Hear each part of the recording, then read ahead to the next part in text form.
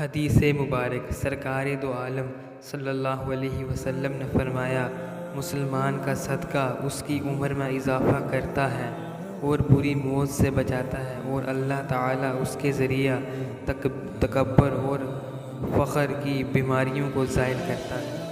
حضرت علی رضی اللہ عنہ سے کسی نے سوال کیا کہ کس طرح پتہ چلے گا کہ انسان پہ آنے والی مصیبت سزا ہے یا آزمائش؟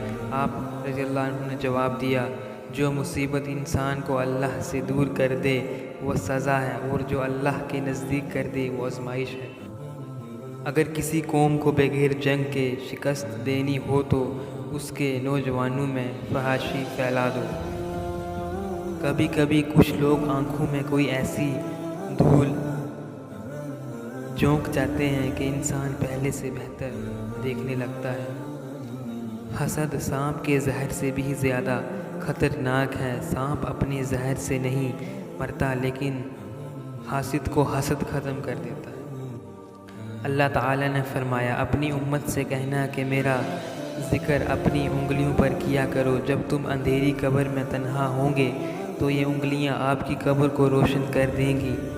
آپ صلی اللہ علیہ وسلم نے فرمایا، آباد رہے وہ شخص جو میری حدیث کو دوسروں تک پہنچائے۔ میرے رب کی محبت کا انداز بھی نرالا ہے، سب کچھ دے کر بھی کہتے ہیں ہے کوئی مانگنے والا؟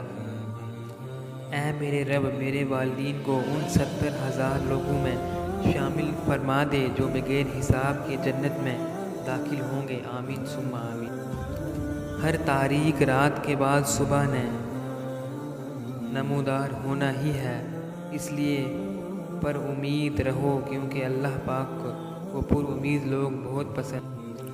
محبت اور عبادت بتائی نہیں جاتی، بس کی جاتی ہے۔ معاشرے کی اس ناانصافی پر مجھے بہت تکلیف ہوتی ہے جب کوئی بد کردار مرد اپنے لیے با کردار بیوی چاہتا۔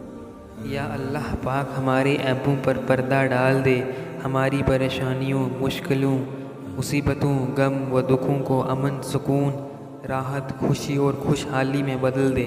بیماریاں، ناگہانی آفات سے ہماری حفاظت فرما۔ یہ دعا ہر پڑھنے والے کے حق میں قبول فرما، آمین۔ عورت کو ڈر ہر مرد سے لگتا ہے سوائے اس کے جو اسے پسند آ جائے، پھر چاہیے وہ شرابی کیوں نہ ہو۔ ماں ایسی بینک ہے جہاں آپ ہر احساس اور دکھ جمع کر سکتے ہیں۔ اللہ کی پکڑ انسان کی اکڑ کو ایک جھٹکے میں نکال دیتی ہے، اس سے پہلے کہ ٹوٹ جاؤ، جھک جاؤ۔